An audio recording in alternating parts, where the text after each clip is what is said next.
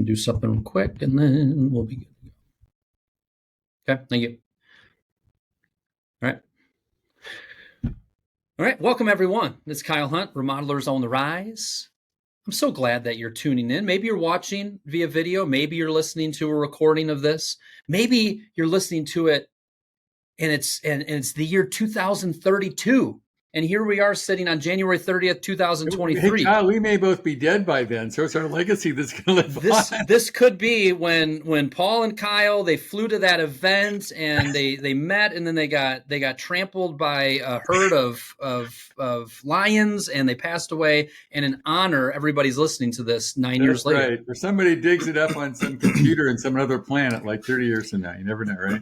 You never know, folks. You never know. I do have Paul Sandeman with me. He's with Contractor Staffing Source, and you already heard Paul playing into my jovialness and my random idea that this could be 9 years from now. And Paul, I usually don't read bios, but I'm going to read your bio just because it read as a little bit of a story and a little kicking off point. And then what we're going to dig into is we're going to kind of rapid fire through it for you all. We have 6 myths of hiring that Paul is going to share. And then we have 5 or so best practices for hiring. I personally would like 6 myths of hiring and 6 best practices if you want to tweak your best practices, Paul. Right, no problem. 6 and 6, and it matches up. Just beautiful. That's sort of cool. We could do it. We could do like a cartoon or something. You never know, right? Yes, beautiful continuity there. I saw Paul for the first time in flesh at the Job Tread conference a couple of weeks ago. It was good seeing you there. It was cold, dude. It was 8 degrees. I'm not used to that. I'm from Hawaii, man. Yes, it was a little chilly for Texas, but as I look out my window, we got 4 inches of snow up here in beautiful Michigan today. I can't relate. I'm in Hawaii. Sorry about that. If you lived in Michigan, you'd be miserable, wouldn't you? You couldn't handle it. I would not live in Michigan. That's not on my bucket list for sure. Okay. Although northern Michigan in the summertime, you can't beat it. You heard it. You heard it here first. I go to Finland in the summer. Go ahead. Yeah. So Paul has been a business coach for decades. Is what he wrote. Decades. He's worked with more than 1,000. It's great. It's actually been 50 years, but that's a scary thought. So that is a number, isn't it? Let's go decades. Decades. I've worked with 2,000 contractors. That's like scary. Right? Wow. He said, he believes a coach is one of the most important relationships for a business owner. I think that's interesting. And he's passionate about helping his clients make more money in less time and have more fun. In working with business owners, Paul noticed a recurring problem. Companies struggle with finding and hiring good employees. He started a company named Contractor Staffing Source, brought in a gentleman named Justin into his garage office with his original clients. The dream was to provide a recruiting service to support small business owners. Then over the next year, things grew slowly and a few more people joined the team. Another year passed and the office expanded to a bigger garage and a new location. And now here in 2024, Contractor Staffing Source works with over 200 clients throughout North America with a team of over 25 dedicated staff. It's a fun little story there, Paul. That's all. I'm now up to 30 staff. We do all the U.S. and Canada. And anytime we run 400 job ads and have over 3,000 or 4,000 resumes every week. It's crazy. Wow. Now, Paul, you sent me this bio as of this morning, so you might need to just update it on my website. I'm not perfect, dude. Come on. You're not perfect, but I'm just saying you might need to, just like me, I think we are brethren in this, where we probably both need to just slow down a notch. Do you agree with that? That's probably true. My wife tells me that all the time. Yes, my wife does as well. So maybe we'll do that. Well, let's jump in. Six myths of hiring. I'm going to let you drive this, and I might say, stop there. I want to hear more about that, but I'll let you drive it. This is what I think the people, if they're contractors, this is why they sort of suck at recruiting. This is the belief that gets them in trouble, these myths. First one, a big one, is only recruit when you need someone. That's the myth. Oh, I just need a project manager. I'm going to recruit, then I'm done, and we're all good, right? That is not true. You should be recruiting all the time. I can't overemphasize that enough. The 2 things you need to do all the time, Kyle, are marketing and recruiting. Because if you have a great team and you have great clients, this is an awesome industry. If you have marginal clients and not so good team, this industry is not so good. Right? Yeah. And so You cure those. Marketing cures the client side because you're always marketing, and recruiting cures the team side. So if you're not recruiting all the time, you're making a big mistake. Now, just as an incident, I tried to convince this for years for contractors. So I had to really change. I changed my pricing structure. So now it's $3,000 a month at $1,200 a month if you do it all year.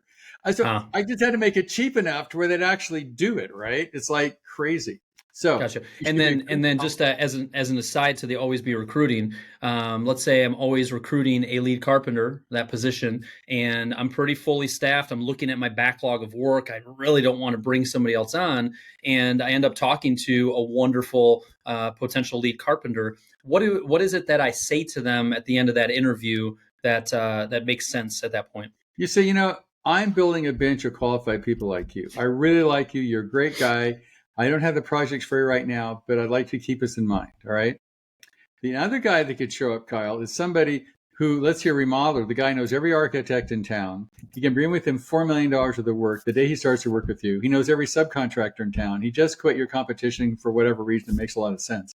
Would you hire that guy? Yeah. Right? Yep.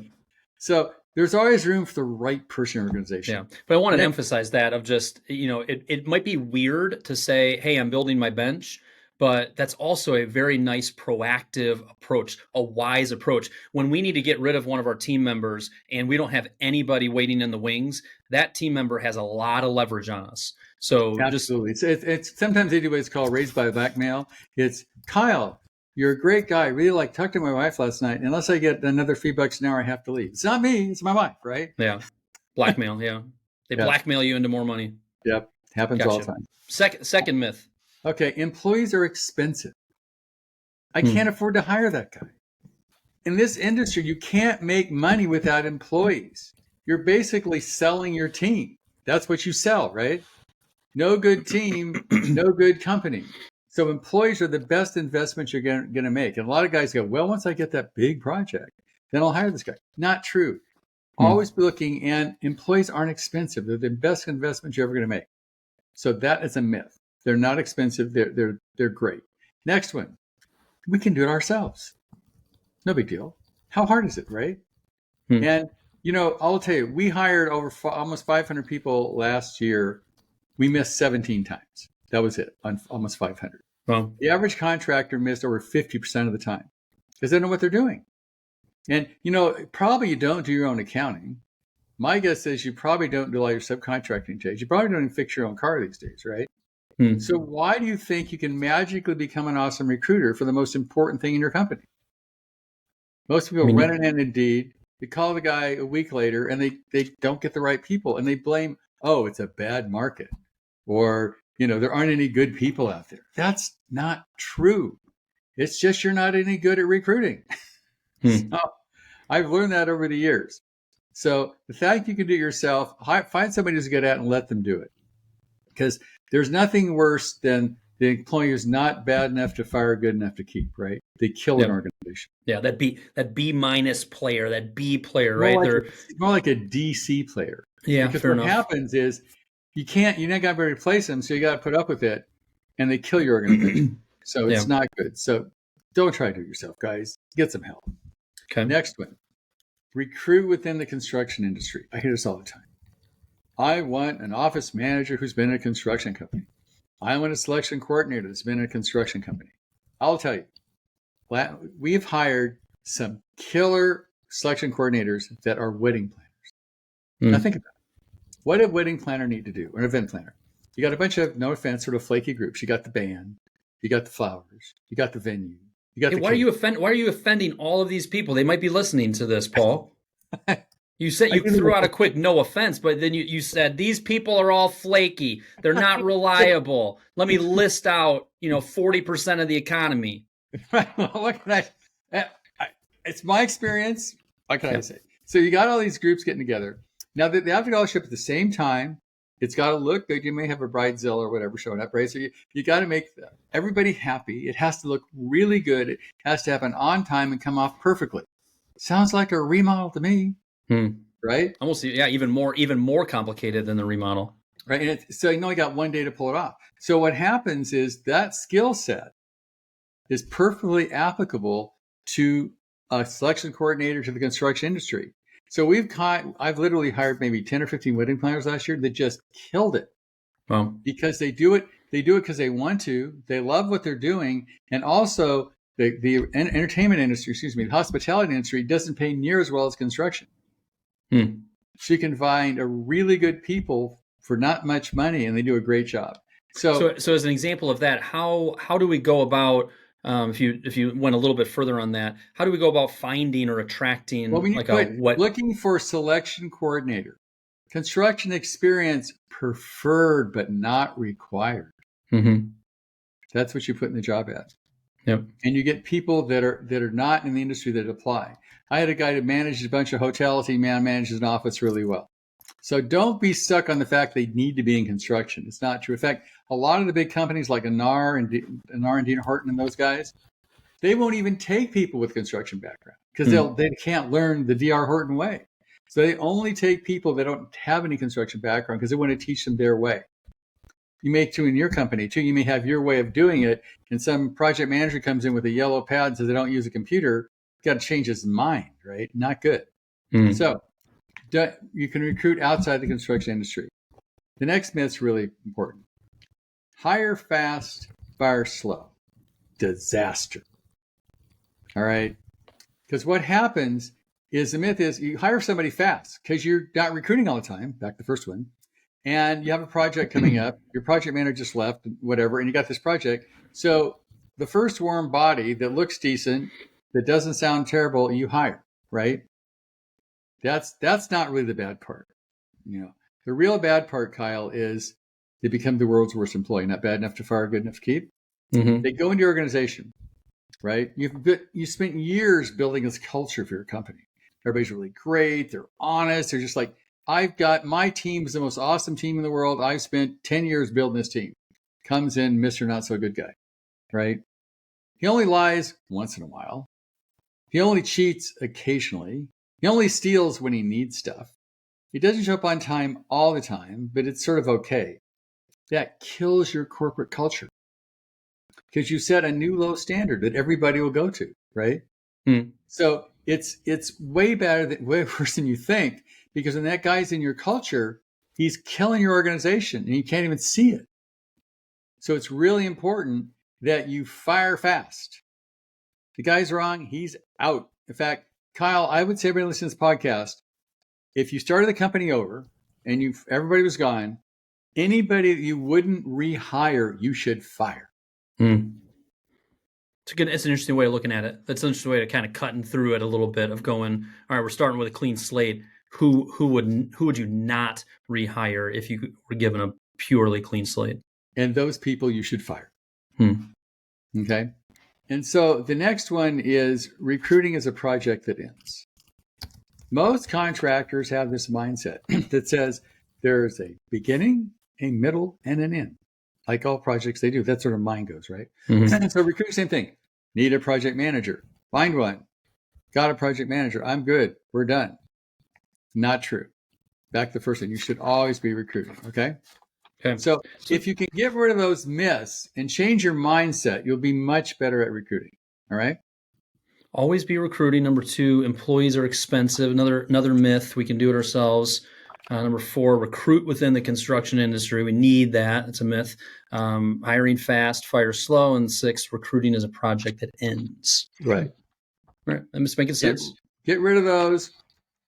You'll be a better contractor. Yeah. Okay. I think on this topic of recruiting, what I have also learned is that I think with our sales process, I think we've understood, and a lot of people listening to this have understood, I can't fly by the seat of my pants. I have to really think through my sales process. I can't pull out a blank sheet of paper, ask questions, and think that's going to help me qualify them and put our best foot forward. I need to build know, like, and trust. I need to document our process. People really wrap their head around that. Pre-construction meetings, the overall production process. We understand the value of systems and processes. Marketing, we can't just throw a bunch of stuff and pretend like we kind of know what we're doing, do a tactic here, a tactic there. We understand in so many areas of our business that we truly need to approach it in a systematic way and in a thoughtful way. And I think when we think of recruiting, it's like, you know what I need to do? I need to put a basic job posting together and I need to put it on Indeed. I need to put a basic job posting together. I need to post it on Facebook, share it amongst my friends. Sometimes that might work. But what you're driving at here is if we approach recruiting in a much wiser, more holistic, more well-rounded way. I'll show exactly how to do it. All right. What are we transitioning to the 6 We're best practices now? transitioning to the 6 good job. Great host. All right. Hey, I know I'm the host. This is my show. So if I want you to do 7 of these or 4 of these, you're just gonna jump when I say jump. I have to deal with it. That's right. So recruiting. First thing is you got to write a killer job ad. Now, the good news is, God bless ChatGPT. It's way easier than it used to be. You can say, I'm remodeling contractor in Cincinnati. I need to hire a carpenter. Please write me a killer ad and it will do a great job. All right. So use AI to write your job ads. Also, don't make your job ad boring. It's an ad. You're supposed to attract the right person. It's not a job description, right? So, are you tired of not being respected where you work? Does your current employer not meet your standards? Do something that sounds you more interesting, because I guarantee the person you're going to hire is already working for somebody else. Right. And both of those things you just mentioned are very much focused on benefits to them. If you look at your job ad and it's very much of here's what we need from you, you need to flip that totally on its head. It needs to be very much focused on the value and benefits of them. Advertisement. You want to attract, just like you want to attract the right customer, you want to attract the right employee. Yeah. And you were talking about ChatGPT. So that was a couple prompts. I think another prompt might be, list out benefits of working for our company, that's focused on benefits to them. What other prompts might you put in there to help? Make it fun. Make it interesting. Mm-hmm. Don't do a normal job ad. Do something that people can actually respond to. ChatGPT is really good. If you tell it what to do, it'll generally pull it off, right? Yep. So cool. Couldn't do that a year ago. So write a killer job ad. Next, where do you put the ad? The answer is everywhere. We post a job ad at 180 job boards. We post it on LinkedIn, Facebook. We post it everywhere you can possibly put it. But we can't, and I suggest you also go tack it up in your supplier's, office, right? Mm-hmm. So put it everywhere you can put it. Don't just put it in Indeed and say you're done, all right? So we put it everywhere. We have our applicant tracking system. We hit a button and it goes everywhere it can possibly go. All right. This is probably the most important one. Underline. The next one is, this is it. Respond within 10 to 20 minutes. Now, It's fast, right? When somebody calls you and wants to do a remodel and they ring your phone, how fast should you call them back? Maybe we answer it. Certainly within that day. If it has gone a full 24 hours, we're getting a little loosey with it, I would say. Well, the point is, when people are looking for remodel, everybody else are going down, boom, boom, boom, boom, dial, right? Mm-hmm. First one that responds, the same thing. When people are applying for a job, they apply. Let's say you applied for 4 jobs, Kyle, as a carpenter, or whatever you're applying for. One guy gets back to you in real time. Thanks for applying, Kyle. You're awesome. We love what your resume looked like. We'd like to pursue this further. You get the response 5 seconds after you place the ad. The other people you don't talk to for a week. Who's the best guy? Yeah. Right? So I can't emphasize respond really fast. We try to do it within like minutes if we possibly can. And we, as I said, we go through 3,000 resumes a week. So we have a bunch of people that do that all over the world, right? Next, selection process. Use assessments. They are critical. If you take my assessment, I'll know more about you than your mom, right? It's amazing. I can tell you things like, are you honest? Are you critical? Who you are as a human being? I can do that from assessment. We have what's called a predictive disc assessment. So if you do a disc assessment, and you know what a disc assessment is, Kyle, right? You want to explain to our audience what a disc assessment is? If people don't know, there might be a couple in between, but if you go back 1 or 2 episodes from this one, I interviewed Laura Berkey, who is a disc expert. So it's probably pretty close to this podcast recording. Okay. So thing is, what we do is a predictive disc profile, which means we've done 1,000 disc profile. I can tell you what a good salesperson disc profile should look like. Yeah. We have this disc profile, has little gray lines next to it. It tells us exactly who this person needs to be to succeed at this job. All right. For example, I'm hiring a bookkeeper, somebody that is a very low C compliance wise. That would be a little bit of a warning sign to me. A bookkeeper we'd want to hire C, really likes to follow the process, works really well, is very happy when there is a checklist. Steadiness, yeah. So so we make sure that the person has the right personality for the job, and they also have integrity and all that. We can assess for all that stuff. All right. So make sure there's a bunch of assessments out there on the internet. Find one that really works for you. Have your company take it to develop a profile, what you're looking for, and then work against that profile so you're sure you hire the right person. All right. Good stuff. Next, video interviews. We do a video interview. It's a one-way video interview. So when people apply for a job, they have to, a video interview structured specifically for that job. Okay. So we can talk about, who they are, how much money they want, why they left their last job. The thing is, you can do it on your phone. And you can do it, and they can look at it later. It's documented. So do a video interview. I think it's really important because there's things you can't find out on the resume that you'll find out in the video interview. What's this person look like? What's their personality? A video will tell you a ton about a person. So do a video interview. All right. Next, besides the video interview, make sure you check references. Oh, people just put everybody that loves them on the references. It's just a waste of time, Paul. I'll tell you, I'll give you an example. I have a guy who hired a bookkeeper, the bookkeeper embezzled him. Okay, it happens a lot, actually. So hired another bookkeeper, right? Second bookkeeper embezzled him. He went to the DA, and said, look, can you prosecute this person? They said, did you realize this person got fired from their last job for embezzling? Crazy, right? So check references. All right. It's really important. Also do a background check. A background check is critical because, and that gets really, we do background checks. You get a decent one for $25. Want to get a killer one, costs $100. Way worth it.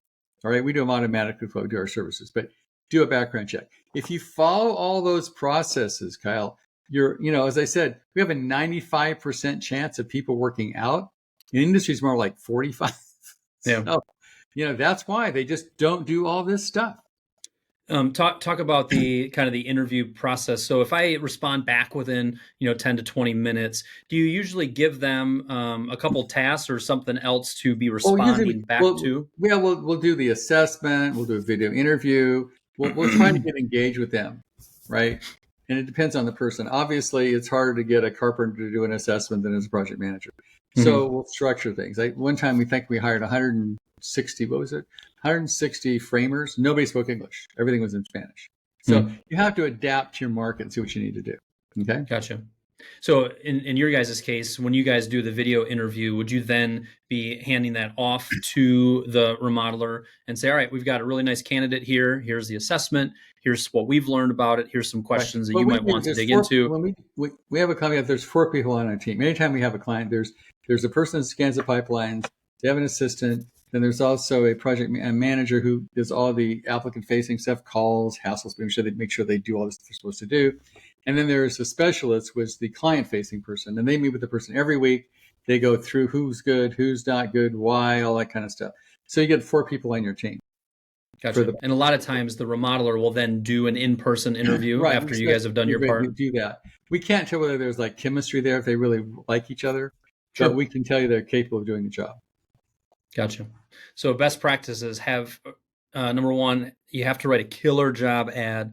Number 2, you post it everywhere. Number 3, respond within 10 or 20 minutes. And I think the big key there is whatever your process is, just because you respond back doesn't mean you automatically have to jump into interview mode. Right. There are things that you can have them do, maybe some additional information they could submit, maybe, some type of assessment. I think a lot of times some of the delay in responding is we think, we're just going to get stuck on the phone for 20 minutes. We're going to get stuck in an interview. I have to schedule an interview. To respond quickly with a clear next step that doesn't necessarily suck a bunch of time from you. Respond to the applicants as fast as you respond to somebody who is, asking you for work. Yep. Good. Number 4, the selection process, making sure we're using some tools like assessments. Number 5, video interview. There is no reason, number 1, there's really no reason early in the process of this idea of hiring slow. There's no reason to immediately do an in-person interview. In-person interviews take a lot longer to do.